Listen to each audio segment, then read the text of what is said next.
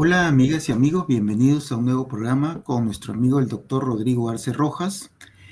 El día de hoy Rodrigo nos trae el tema humusnidad simbiótica o relaciones afectivas con el todo. ¿Cómo estás Rodrigo? Bienvenido.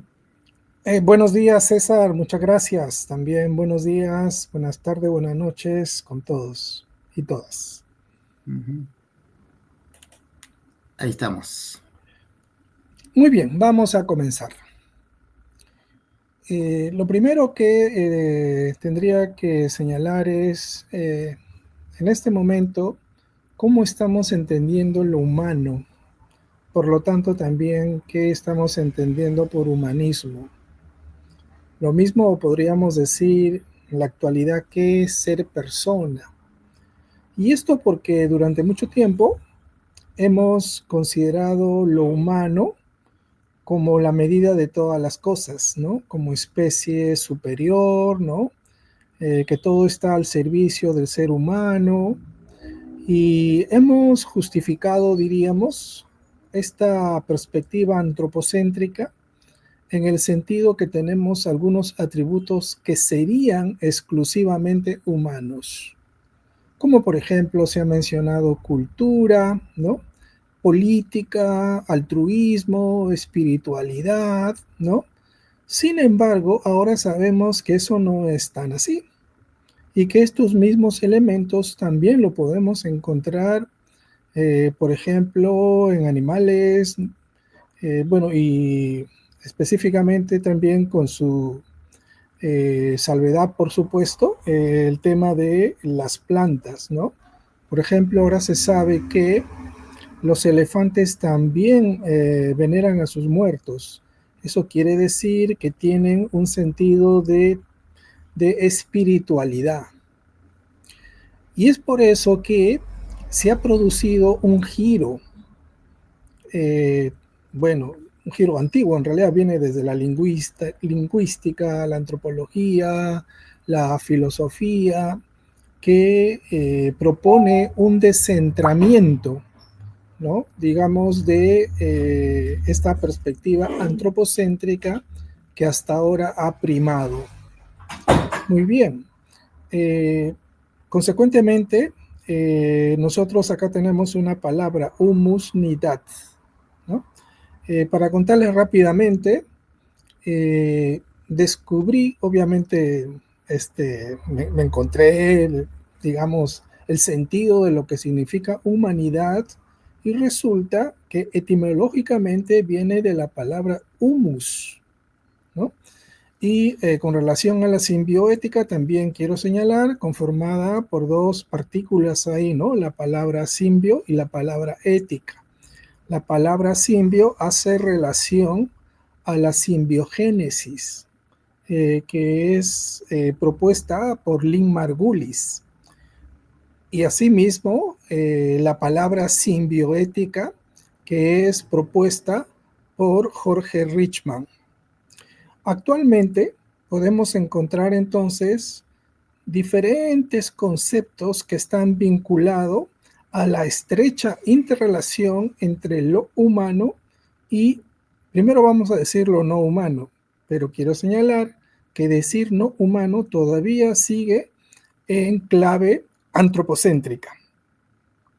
Y entonces vamos a encontrar diferentes conceptos tales como por ejemplo los ensamblajes, las multisespecies, la culturaleza, la socionaturaleza, metabolismo social o metabolismo ecosocial o enfoques socioecológicos, diferentes perspectivas que precisamente refuerzan la continuidad entre naturaleza y cultura, que no son dos entidades absolutamente separadas, ¿no?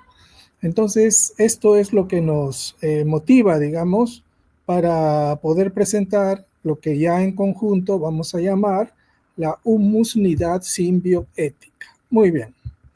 Entonces, vamos a empezar señalando que hay diferentes enfoques y teorías respecto a este ensamblaje, ¿no? Ensamblajes entre la sociedad y la naturaleza, entendidas como, digamos, reconocimiento de las interrelaciones, interdependencias, ¿no?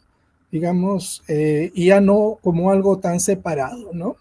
Entonces, en buena cuenta, con esto estamos quebrando la mirada tradicional que la sociedad está en un lado, en este caso sociedad humana, y la naturaleza está en otro lado.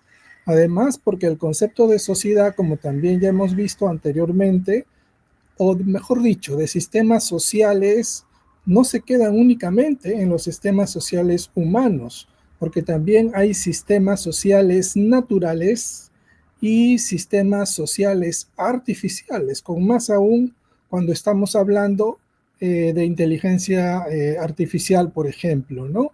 Entonces, las categorías que durante mucho tiempo han dominado nuestro discurso, nuestro pensamiento, vemos que ahora están en seria revisión, cuando no en cuestionamiento. Muy bien, vamos a revisar entonces rápidamente estas diferentes formas, cómo se estudian desde transdisciplinas, ¿no? O disciplinas híbridas.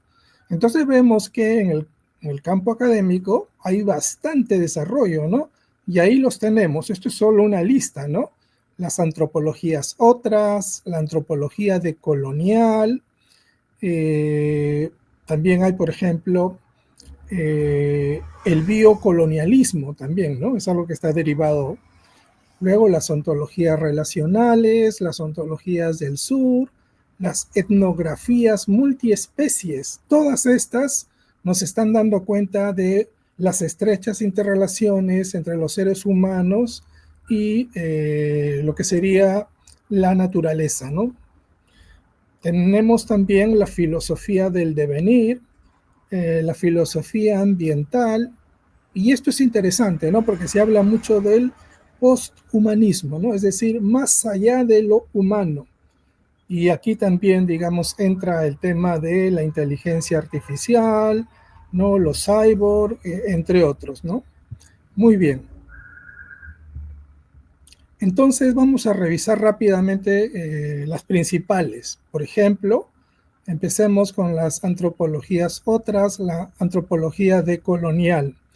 Entonces, de plano estamos hablando de un cuestionamiento pues a la perspectiva antropocéntrica, y por el contrario se reconoce más bien la pluralidad, ¿no? Eso es clave, tanto desde la perspectiva ontológica de los seres y de las entidades, la epistémica, la ecológica, que existen en diferentes pueblos y culturas. Asimismo, desde esta perspectiva, ya no vamos a quedarnos en una mirada de un universo único, sino al contrario, vamos a reconocer el pluriverso, ¿no? Diferentes formas de estar y de ser en el mundo. Luego tenemos las ontologías relacionales, ontologías del sur, que también va a reconocer que la realidad no está compuesta por entidades aisladas. Bueno, esto es una crítica también respecto a las perspectivas donde se da primacía al individuo, ¿no? Y en este caso, por eso estamos hablando de ontologías relacionales. Y si otra vez recuperamos, digamos que estamos hablando de los seres humanos y de la naturaleza, vamos a reconocer estas estrechas interrelaciones, ¿no? Por lo mismo, se va a reconocer la existencia de múltiples ontologías, es decir, modos de existencia. Y se va a cuestionar, como ya hemos mencionado, la separación entre naturaleza y cultura. Y llegamos al campo de las etnografías multiespecies, ¿no? Esto porque tradicionalmente en el campo de la antropología, digamos, nos preocupamos del antropos, ¿no? O sea, del ser humano, ¿no? Pero precisamente los propios hallazgos de la antropología de diferentes pueblos, vamos a encontrar que no existe una única manera de entender y de relacionarse con las naturalezas, ¿no? Con las naturalezas. Consecuentemente, la etnografía multiespecies va a estudiar precisamente las relaciones entre el humano y lo otro que humano, lo más que humano, lo poshumano, etcétera, ¿no? Y no vamos a estar hablando entonces de entidades separadas, sino más bien de un entramado de relaciones de coexistencia, ¿no? Y que además va a valorar lo que se llaman las agencias no humanas, ¿no? Entonces, la capacidad de agencia, que inicialmente solamente se consideraba propia del ser humano, pues ahora la encontramos, digamos, no solamente en todos los seres vivos, sino incluso en la materia, ¿no? Esto es muy interesante porque estos son los aportes de lo que se llama las nuevas materialidades o materialidades vibrantes. Y esto lo podemos ver, ¿no? Digamos, cuando, por ejemplo, eh, los átomos, perdón, los átomos de carbono se juntan, digamos, van a formar cristales, luego granito y luego rocas, etcétera, ¿no? Es decir, la capacidad de autoorganización la podemos encontrar no solamente en los seres humanos, ¿no? En lo humano, sino que también lo vamos a encontrar en lo otro que humano. Ahora, lo otro que humano también tiene dos perspectivas, porque uno podría decir solamente se refiere a organismos vivos, pero acabo de decir que no se limita a lo que convencionalmente se llama seres vivos, porque ahora se sabe que también entre lo vivo y lo no vivo hay relaciones de continuidad. Esto lo podemos entender mejor si es que nos reconocemos como holobiontes que convivimos con diferentes especies, o sea, nosotros somos multiespecies por definición, pero además de eso convivimos con nuestros virus, bacterias, es decir, multiespecies, o sea, el ser humano ya de plano no es un individuo, sino que somos una comunidad multiespecies, ¿no?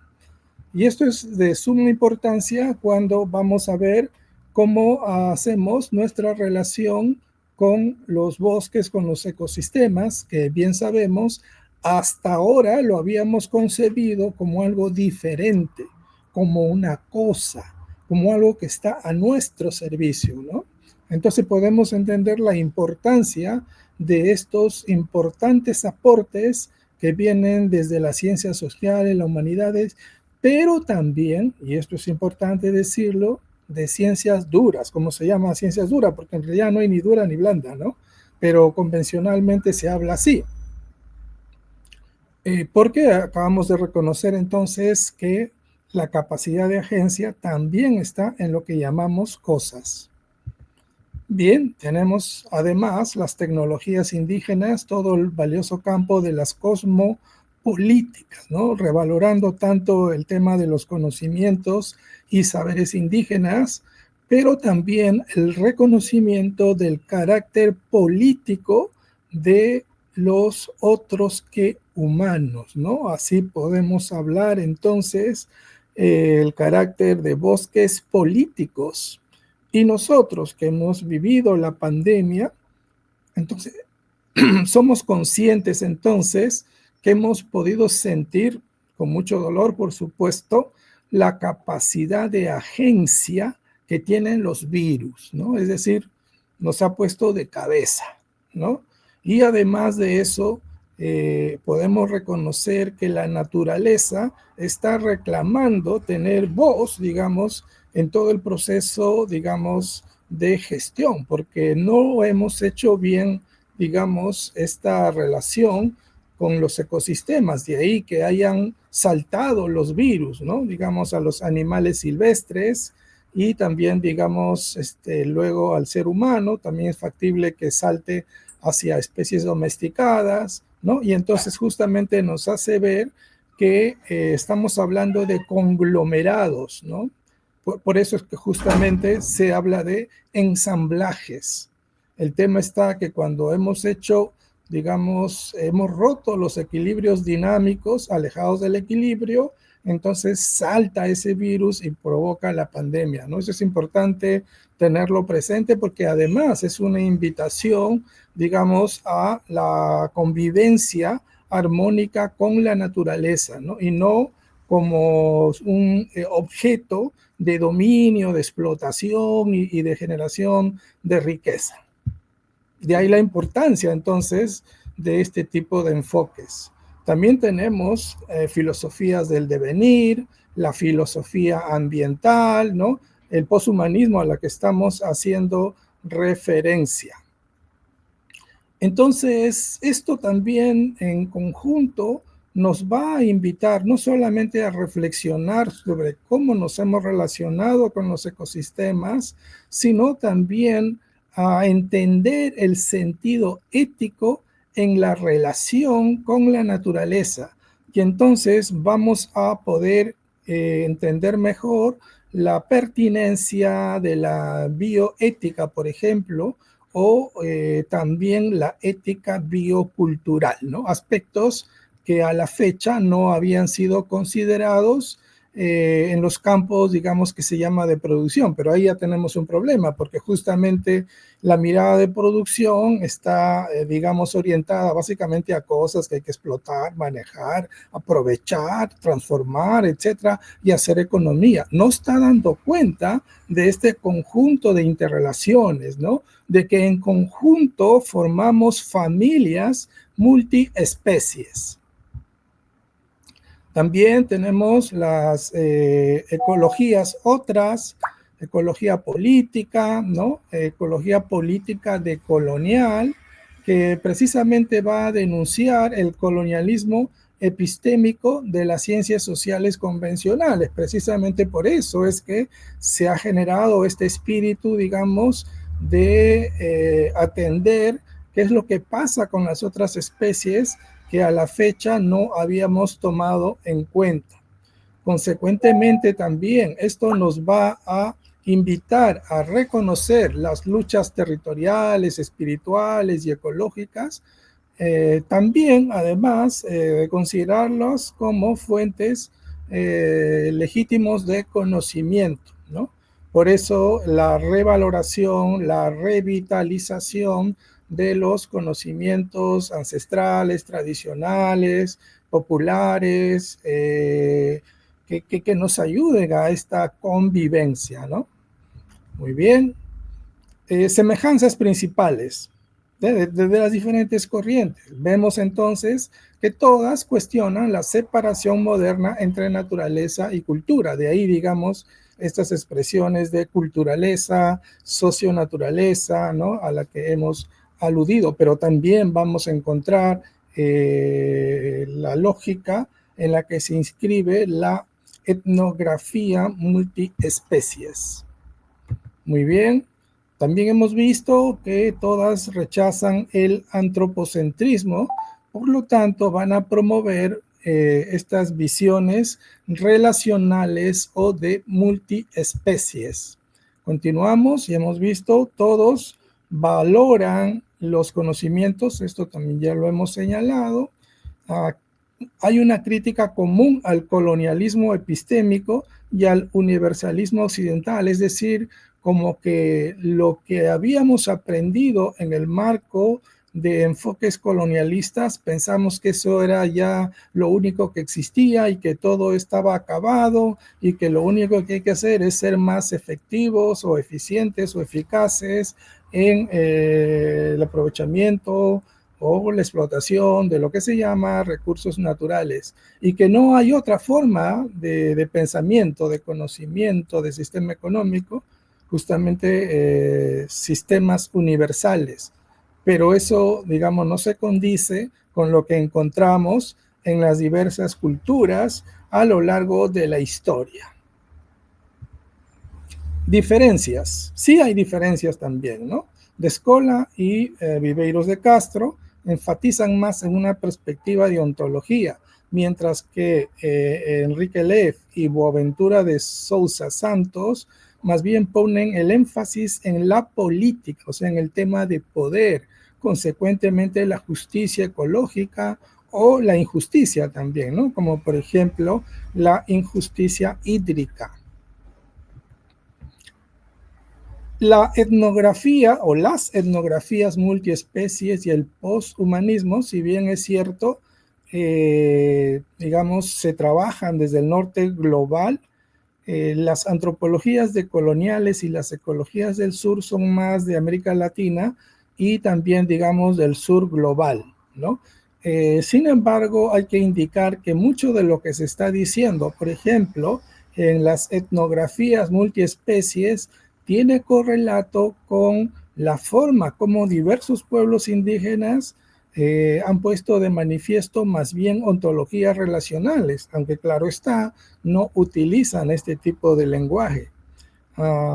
Es curioso, ¿no? Es decir, mientras Occidente va descubriendo lo que los pueblos indígenas nos habían señalado durante mucho tiempo, pero también hay un fenómeno inverso, es decir, que muchos pueblos indígenas presionados o impulsados por la seducción de la modernidad, también han ido abandonando, digamos, mucha de su perspectiva, ¿no? Y entonces por eso es importante que caigamos en cuenta para que podamos recuperar, revitalizar lo que todavía existe y también, digamos, tener posibilidades que puedan ser nuevas fuentes de inspiración para una genuina y profunda sustentabilidad, ¿no? Más acorde con la diversidad del mundo, puesto que no estamos en un único mundo. También vemos diferentes perspectivas sobre la tecnología, ¿no? Para una perspectiva es una herramienta de opresión desde la perspectiva de ecología política, pero para otros es una práctica relacional situada, ¿no?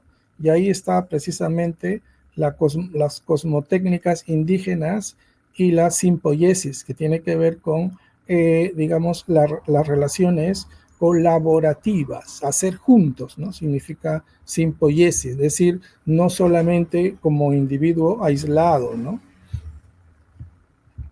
Bien, entonces vamos a recorrer rápidamente algunas de las expresiones que encontramos, ¿no? Esto nos lleva a una serie de discusiones, por ejemplo, a quién le pertenece la naturaleza, ¿no? Porque ya sabemos que el sistema económico neoliberal pone énfasis en el sentido de propiedad, ¿no? Y bueno, ustedes saben que hay anecdóticamente hay gente que puede ser una broma o no, pero digamos sí, el concepto es lo que interesa de querer patentar o tener derechos sobre la luna, por ejemplo, ¿no? Pero eso no es, digamos, tan gracioso, sino que también, digamos, ahora con todo lo que significa la minería, digamos, espacial, ¿no? Digamos, quién es el dueño del meteorito o quién es el dueño de la Antártida, si bien es cierto, hay ciertos arreglos, etcétera, pero como hay, digamos, los minerales, entonces esto genera pues una serie de tensiones, ¿no? Esto es muy antiguo en realidad, ¿no? Descartes o Descartes planteaba que hay que conocer a la naturaleza para ser sus amos y poseedores. Ya esto también lo vamos a encontrar en el pensamiento de otros que han contribuido a la construcción moderna de la ciencia, en el sentido que a la naturaleza hay que explotarla, no hay que oprimirla, y si no quiere darnos sus secretos, peor para ella, ¿no? Y eso está en la base de la construcción de la ciencia, eso es importante tenerlo presente. ¿Por qué es que hablamos de recursos naturales, competitividad, eficiencia, qué sé yo, de manera casi naturalizada, pero vemos que hay todo un proceso histórico que ha determinado cómo se ve a la naturaleza, ¿no? A los bosques en específico. Entonces llegamos a la conclusión que la naturaleza se pertenece a sí misma, ¿no? Somos nosotros los que nos hemos inventado la propiedad, ¿no? Entre otros aspectos. Y de acuerdo, digamos, a los intereses económicos, la naturaleza es convenientemente visibilizada o invisibilizada, ¿no? Y también, digamos, en el reconocimiento que no necesariamente a lo largo de la historia nos hemos relacionado apropiadamente con los animales. Entonces, por ejemplo, aquí hay una publicación muy interesante, ¿no?, que nos habla de que la naturaleza es la nueva clase trabajadora. Y no lo hemos visto así, ¿no? En el desarrollo rural, el papel de los burritos, las mulas, y si el burro, ¿cómo le llamamos? Leonín. No obedece palo con el burrito, ¿no? Y no hemos tenido ningún reparo en hacer eso. Pero no solamente estoy hablando de la parte local, rural, sino que estamos hablando también en grandes escalas de inversión, ¿no? Eso también es importante tenerlo presente. Otro elemento también es que se considera que la naturaleza ha muerto. Aquí hay una expresión muy interesante de Woody Allen que dice: Dios ha muerto, la naturaleza ha muerto. Y yo tampoco me siento muy bien que digamos. Muy bien. Bueno, al final de cuentas estamos reconociendo que somos naturaleza. Hay una perspectiva, el organicismo, que considera, tiene dos entradas. Uno que dice que la naturaleza, o la tierra en este caso, actúa como si estuviera viva, pero hay otra perspectiva que dice está viva, ¿no? Esa es una perspectiva de organicismo y va a tener expresiones como la Pachamama, por ejemplo, o la teoría, hipótesis, teoría y luego ciencia Gaia. Estamos reconociendo entonces, si somos naturaleza, que en el fondo somos interespecie. Ya hemos señalado la convivencia con virus, bacterias, priones, pero también, digamos, no nos remitimos únicamente al cuerpo, digamos, lo humano no se remite solo al cuerpo, ¿no?, entre comillas humano, porque también el oxígeno, por ejemplo, el agua, son otros cuerpos, ¿no?, que van a transitar, digamos, en nuestros cuerpos. Consecuentemente no son cuerpos aislados. Lo que estamos encontrando es un encuentro entre cuerpos. Cuando uno come una manzana, ¿no?, entonces hay un tema de encuentro entre cuerpos, ¿no? Y luego, pues, hay todo un proceso de reciclaje, ¿no? En general, los ciclos biogeoquímicos. Entonces, no somos tan individuales únicamente, ¿no?, sino que estamos en el mundo con este conjunto de interrelaciones, ¿no? Esto es lo que decía, ¿no?, que los sistemas sociales, humanos, sociales y los artificiales, en realidad están interconectados. Además, hay diferentes perspectivas científicas que nos indican que las diferencias entre naturaleza y cultura pues son bastante débiles, ¿no? La epigenética, por ejemplo, el enfoque eco-evo-devo, que es ecología, evolución y desarrollo, ¿no? Es decir, la filogenética, la historia de la vida en general, la trama de la vida y el desarrollo de los individuos, pero como estamos señalando, no hay individuo a secas, sino que, digamos, esta interrelación en comunidades, ¿no? Y por eso es que se entiende el sentido de la multi-especificación, o sea, multiespecies, ¿no? Muy bien. Entonces, no es que únicamente la lucha del más fuerte y el que sale adelante tiene capacidad de adaptarse y vivir, digamos, lo único que está mandando acá, ¿no? Sino que la interdependencia está en el centro de la vida, ¿no? Y eso es lo que nos va a enfatizar Lynn Margulis. Bueno, no se nota acá en pequeñito, pero básicamente lo que queremos decir es que va a depender cómo te relacionas con los bosques, si lo consideras en el marco de una ontología disyuntiva o relacional, ¿no? Y cuando está en una perspectiva relacional, como uno puede encontrar en los diferentes pueblos o culturas, uno va a encontrar pues diferentes formas como los seres humanos, pueblos indígenas se relacionan como con los bosques, que pueden ser parientes, que pueden ser personas no humanas, deidades, espíritus de nuestros antepasados, dueños de animales, de plantas, ¿no? Hay diferentes formas. También con el concepto persona, ¿no? No se encuentra en las diferentes culturas el mismo concepto. Para varias culturas, el jaguar, por ejemplo, es una persona. También, digamos, el agua es una persona y que tienen capacidad de agencia.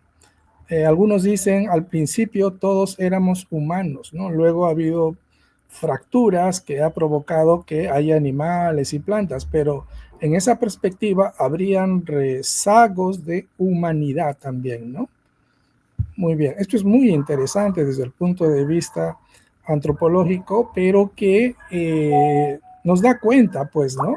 Que los conceptos que hasta ahora han marcado nuestro accionar, digamos, político o científico incluso, pues, tienen sus limitaciones, ¿no? Hay más cosas. Muy bien, entonces, por ejemplo, acá hay una evolución de lo que, digamos, cómo se ha ido entendiendo a la naturaleza, ¿no? Primero, y con relación a la política, primero que solamente las personas son sujetos políticos. Luego, ya se reconoce a la naturaleza como un asunto político, no es un tema político. Y ahí tenemos las grandes conferencias, ¿no? Digamos, Río 92 o Estocolmo, mucho más antes, el 72, etcétera. Es decir, la naturaleza entra, digamos, en la arena política. Y actualmente ya se considera la naturaleza como sujeto político, especialmente cuando asistimos a procesos de reconocimiento de los derechos de la naturaleza. Y entonces va a tener sentido la cosmopolítica, ¿no? Entonces ya no es una política únicamente racional o, digamos, antropológica, sino que también va a reconocer la capacidad de agencia y el carácter político de los otros que humanos, ¿no? Lo mismo puede ser una laguna, una montaña, ¿no? Que adquiere carácter político, por ejemplo, cuando tenemos luchas ahí, digamos, si hacemos minería en las cabeceras de cuenca o no, si secamos o no la laguna, en ese sentido, entonces, la laguna, en este caso, es un actor político que no hemos considerado.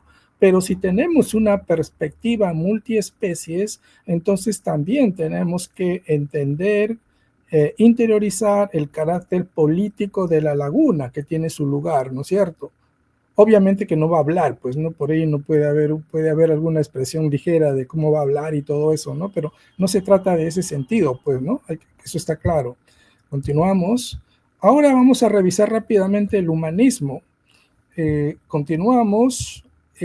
Alcances ya hemos señalado, entonces no solamente estamos hablando de los humanos, sino de los otros que humanos, extrahumanos, poshumanos, también de los seres tierra, etcétera, ¿no? Entonces ya está mucho más amplio que solamente hablar de un humanismo centrado en las personas, ¿no? Y ahí está el tema de los seres tierra. Esto es un concepto que ha puesto Marisol de la Cadena, reconociendo que pueblos, digamos en este caso en los Andes cusqueños, reconocen a los nevados, a las montañas, a los apus, ¿no? Con capacidad de agencia, ¿no? Es decir, como si estuvieran vivos, pues así lo tratan, ¿no? Entonces, esto nos lleva a reconocer la importancia de las relaciones multiespecies, ¿no? Y la importancia también de tomar en cuenta los pluralismos ontológicos. Bueno, esto no está presente, obviamente, digamos, en lo que significa la legislación, en la institucionalidad, en, digamos, los profesionales que, entre comillas, están vinculados a la producción, porque ya nos damos cuenta que ese concepto también está demasiado encajonado demasiado en ticket, digamos, acotado, que no está dando cuenta de estas diferentes interrelaciones, ¿no? Bueno, aquí también solamente hay que señalar que existen múltiples y diversos humanismos, ¿no? Entonces, hay humanismos más antropocéntricos, hay humanismos que son más permeables a lo que es la naturaleza y también hay humanismos más biocentrados, ¿no? Entonces, ya no es un humanismo únicamente, digamos, pensado exclusivamente en los humanos, pues, ¿no? Digamos, pero esa tradición, digamos, se quiebra con esta perspectiva, ¿no? Entonces se amplía más bien antes que se quiebra. Hay diferentes sentidos del humanismo, ¿no? Por ejemplo, el hombre como fin y valor superior, el existencialista. No hay otro universo que el universo de la subjetividad humana, pero nos damos cuenta entonces que eso ya no se resiste, ¿no? Con todo esto que se está encontrando desde las ciencias sociales, la humanidad, la filosofía, pero también, repito, desde la ciencia, ¿no? Digamos, dura otra vez, ¿no? Desde la física, digamos, de lo no material, entre otros aspectos, ¿no? Que van a reconocer la capacidad de autoorganización, las propiedades emergentes, entre otros aspectos, ¿no? Para poner un ejemplo nomás y podamos sentir el concepto que es el agua, ¿no? Conformado por hidrógeno y oxígeno. Ustedes saben que por separado no tienen las propiedades del agua, pero cuando ya están, digamos, conformando el agua, tiene otros comportamientos. Esas son las propiedades emergentes, producto de la autoorganización. En algunos casos se autoorganiza para hacer vapor, en otros casos se autoorganiza para hacer, digamos, sólido, ¿no? Es decir, hielo, etcétera, ¿no? Entonces vemos, pues, que también aplica al campo de lo físico. Bueno, entonces ahora hacemos el link, el enlace entre humanismo y ambiente y ecología. Entonces, hemos visto que también hay una variante, ¿no? Humanismo hacia secas, más convencional, pero también hay humanismo descentrado, humanismo relacional y también un humanismo intercultural biocentrado, ¿no? Entonces, por eso van a cobrar sentido otras perspectivas, como un humanismo, por ejemplo, bio, geo, ¿no? Cosmo, humanismo. Es decir, un humanismo que reconoce el valor de la vida en general que está en la Tierra vinculado al cosmos, ¿no? Como parte de un todo. Por eso es que decíamos en el título, o relaciones afectivas con el todo, ¿no? Es decir, somos parte de, ¿no? Muy bien. Entonces hay el ecohumanismo que va, digamos, haciendo algunos giros, ¿no? El mundo como santuario en vez de un lugar de saqueo, el ser humano como guardián y administrador, no como un comprador y un conquistador, una perspectiva técnica, ¿no? Para superar una visión instrumental, reconocimiento del valor intrínseco de la vida para no quedarse únicamente o en gran medida a la perspectiva económica, economicista, mercantilista, ¿no? Que todo lo reduce, digamos, a precios, que en buena cuenta todos sabemos qué es lo que está primando. Pero, ¿para qué este tipo de discusiones? Porque precisamente nos ayuda a entender cómo es que hemos llegado a esta situación de crisis civilizatoria, de crisis ecológica. Continuamos. Esto no es tan sencillo en realidad, ¿no? Hay una serie de tensiones, ¿no? Por ejemplo, antropocentrismo con relación al biocentrismo. Antropocentrismo, la vida humana es éticamente más valiosa que todas las otras formas de vida. Se ha tomado esa posición, pero podríamos irnos al otro extremo también y decir que la vida humana no tiene mayor valor ético que algunas o todas las otras formas de vida. Aquí, por ejemplo, hay un concepto que se llama el bioigualitarismo, es decir, por decir, en esta perspectiva, digamos, extrema, si se quiere, alguien podría decir, como de hecho se ha dicho, ¿no?, que un grillo es más importante que el ser humano, o es tan importante como el ser humano. Pero no se trata de hacer jerarquías, sino de reconocer que hay múltiples formas cómo se manifiesta la vida, ¿no? Vida, otra vez regresamos al grillito, a una rosa, a un crisantemo, a un ronzoco, a, digamos, a una tijerita, esos pececitos de plata que llaman, etcétera, ¿no? Entonces, lo importante es reconocer que cada expresión de vida quiere vivir. Podemos hacer algunas afirmaciones fuertes ya ahora, ¿no? En el sentido de que toda expresión de vida quiere vivir, ¿no? Y eso significa que hay diferentes, bueno, perdón, eso significa que todos tienen, digamos, de alguna u otra manera, obviamente en diferente grado, conciencia, inteligencia, capacidad de resolver problemas, ¿no? Sensibilidad, todos quieren vivir, ¿no? Capacidad de agencia, ¿no? Entonces, lo que empezamos diciendo que hay algunos atributos exclusivamente humanos, ahora sabemos que no están así, ¿no? Hemos puesto el ejemplo del elefante, pero podríamos poner muchos ejemplos que dan cuenta, digamos, de este proyecto, entre comillas, que tiene cada especie de vivir la vida, ¿no? O sea, toda vida quiere vivir, pues, así de simple, ¿no? Y entonces no es que simplemente, digamos, nosotros tenemos que ver cómo manejamos el bosque, somos más efectivos, lo hacemos más rentable, simplificamos los ecosistemas, nos quedamos con las que tienen mercado y lo demás no sirve para nada y abajo, se dan cuenta, o sea, no es tan simple. Todo esto tiene una repercusión práctica. ¿Cómo vamos a diseñar las políticas públicas? ¿Cómo vamos a reconocer todos estos sentidos, significados que encontramos en los diferentes pueblos que por cuestiones de injusticia epistemológica u ontológica hemos aplastado, ¿no? Incluso hasta con violencia epistémica u ontológica, ¿no?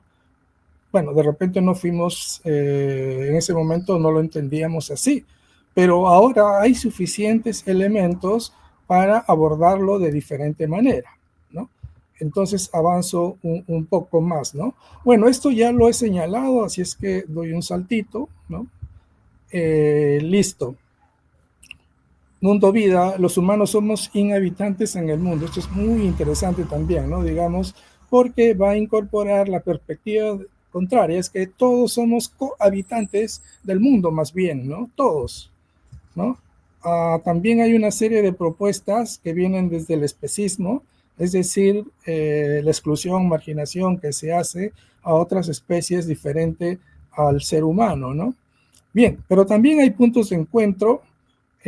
Simplemente el cuadro nos va a graficar a los puntos en la que coinciden, digamos, biocentrismo con digamos, el antropocentrismo extremo con relación al valor de la vida, con la dignidad, también, digamos, con la concepción de cosa, y así, ¿no? Hay diferentes atributos, ahí lo dejo, cuando vean la presentación lo pueden detener y revisar, digamos, con más calma, pero quiero señalar que, digamos, se está pensando desde todas las perspectivas, ¿no? Porque por ahí rápidamente nos dicen, ¿no?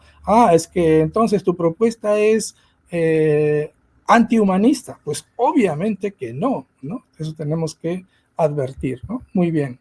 Entonces, con todo ello llegamos al concepto de humusnidad, ¿no? Entonces, primero quiero señalar que si reconocemos que la palabra humanidad viene de humus, entonces, y reconocemos que todos estamos compartiendo la trama de la vida, entonces, al final de cuentas, todos somos humus, ¿no? Entonces, por eso es que planteamos este concepto de humusnidad, ¿no?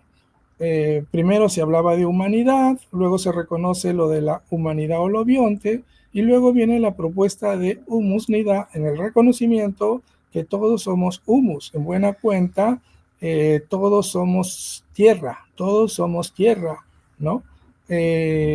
Después que planteamos esta perspectiva de humusnidad, encontré que, claro, obviamente hay mucha gente que ya lo ha pensado antes.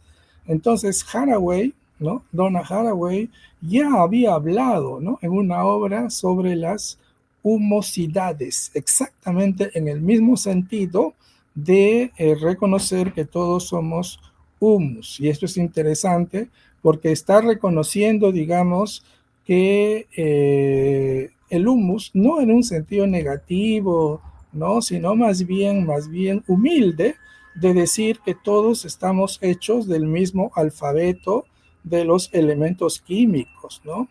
Un poquito más, un poquito menos, ¿no? Etcétera, pero al final de cuentas, todos compartimos los elementos químicos que se originaron, ¿no? Digamos, con el Big Bang. Y voy avanzando ya para terminar, es decir, somos humus, ¿no? Este es justamente lo que dice Haraway. Somos holobiontes, que también ya lo hemos explicado. Y ahí finalmente, para terminar, viene la propuesta de simbioética de Jorge Richman, ¿no?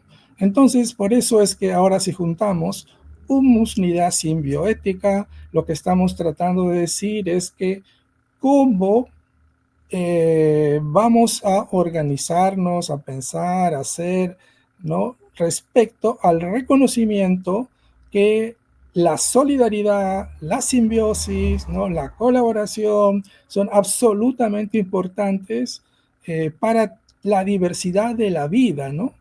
Entonces estamos diciendo, hay un nuevo reto frente al reconocimiento de las interacciones multiespecies y no solamente como cosas como ya hemos señalado, ya sea que estemos hablando en el campo de lo productivo o en el hogar también, ¿no? Porque nosotros somos multiespecies. Aquí tenemos perritos, tenemos gatitos, pero también tenemos garrapatas, ¿no? Tenemos también piojos, qué sé yo, ¿no? Hay alguien va a decir en broma, en tu casa habrá más que el mío, qué sé yo, ¿no? Pero independientemente, digamos, los ácaros están ahí, están en nuestro cuerpo, etcétera, ¿no? O sea, somos multiespecies, ¿no? Entonces, esto nos lleva a una ampliación de la comunidad moral, ¿no? Primero una ética humana, luego una ética extendida a todos los seres, ¿no? Incluyendo lo no humano, pero luego también una ética gaiana, ¿no? De Gaia, que es la ética de la tierra, ¿no? Bueno, entonces por eso es que tiene sentido hablar de la ética biocultural. Creo que ya estoy terminando, ¿no? Con esto termino. La simbioética entonces es una ética más allá del humano, ¿no? Que implica un amor compasivo, afectividad ambiental, ontología relacional, ¿no? Otras perspectivas muy interesantes también vienen de Donna Haraway, que nos habla del chuluceno multiespecie, o sea, el reconocimiento de la colaboración y lo mismo la simpoiesis, ¿no? Hacer con seres en relación y coevolución. Bien, muchas gracias. Entonces, vamos a conversar.